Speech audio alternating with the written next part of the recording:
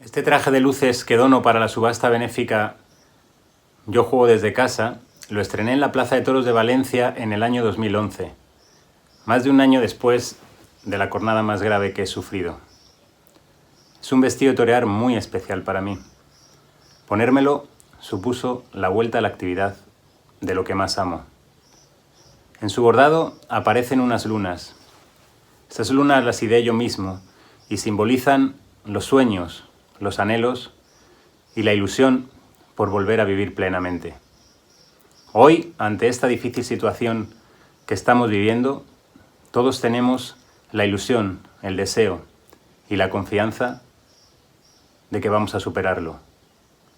Quiero aprovechar para mandar un mensaje de apoyo y agradecimiento a todos los sanitarios que se están dejando la piel y pedirle al gobierno que no se olvide de la cultura y de todos los creadores y trabajadores de este sector.